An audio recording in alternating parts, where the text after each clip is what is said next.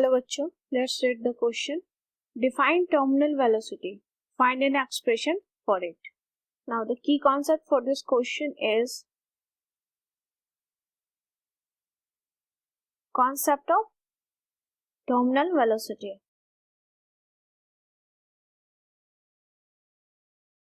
पहले इस कॉन्सेप्ट को समझते हैं, फिर डिफाइन करेंगे.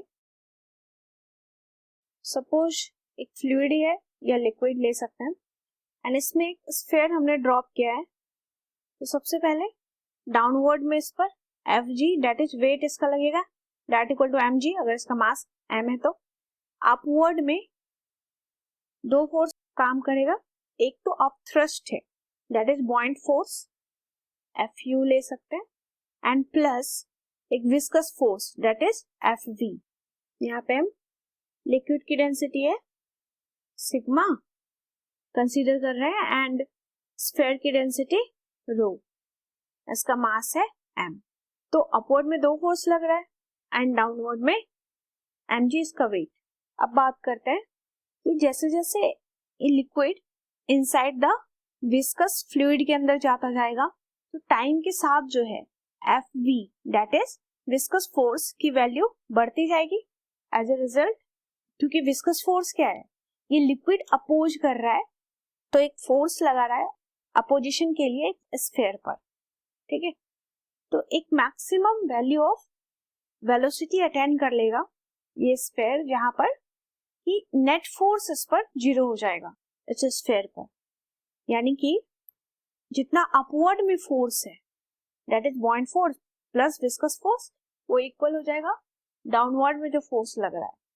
तो उसी मैक्सिमम स्पीड को जहां पर कि नेट फोर्स जो है बॉडी पर जीरो हो जाता है इनसाइड द विस्कस लिक्विड, उसी को हम टर्मिनल वेलोसिटी कहते हैं. तो सबसे पहले इसको डिफाइन कर लेते हैं. तो terminal velocity is defined as the maximum speed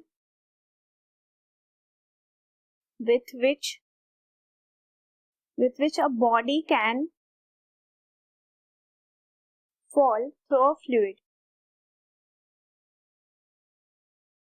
इससे ज्यादा स्पीड ये बॉडी अटेन नहीं कर सकता है फ्लूइड के अंदर. ये मैक्सिमम स्पीड है फ्लूइड के अंदर जिसको हम टर्मिनल स्पीड या टर्मिनल वेलोसिटी कहते हैं. नाउ एक्सप्रेशन के लिए सबसे पहले हम कंसीडर करेंगे sphere of radius r and density rho. Consider a sphere of radius r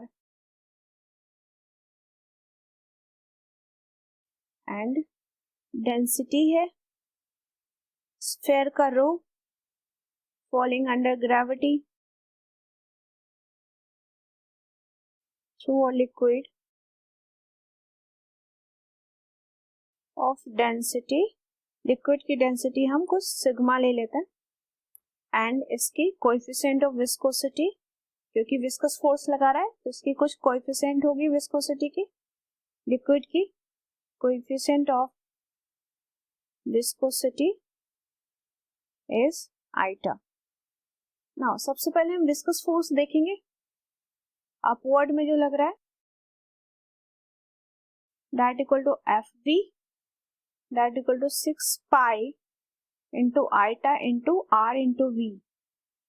ये कहां से आता है, ये स्टोक्स लॉ का एक्सप्रेशन है ये. नाउ और ये किधर लग रहा है, Fv हमने देखा है अपवर्ड में. अपवर्ड थ्रस्ट ये जिसको बॉइंट फोर्स हम कहते हैं.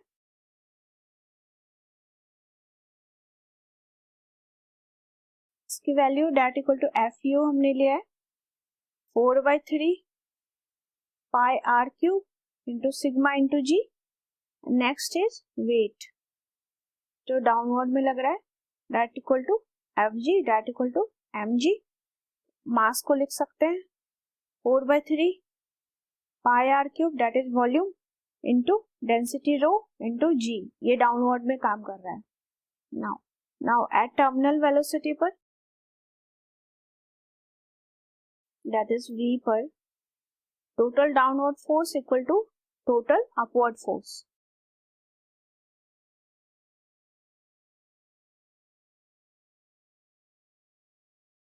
डाउनवर्ड फोर्स हमारे पास अभी हम फाइंड आउट कर चुके हैं that is weight 4/3 pi r cube into rho g that equal to upward force 6 pi eta r into v plus 4 by 3 pi r cube into sigma g. ये जो v है that is the velocity of fall of body है, तो इसी को हम terminal velocity यहाँ कह रहे हैं.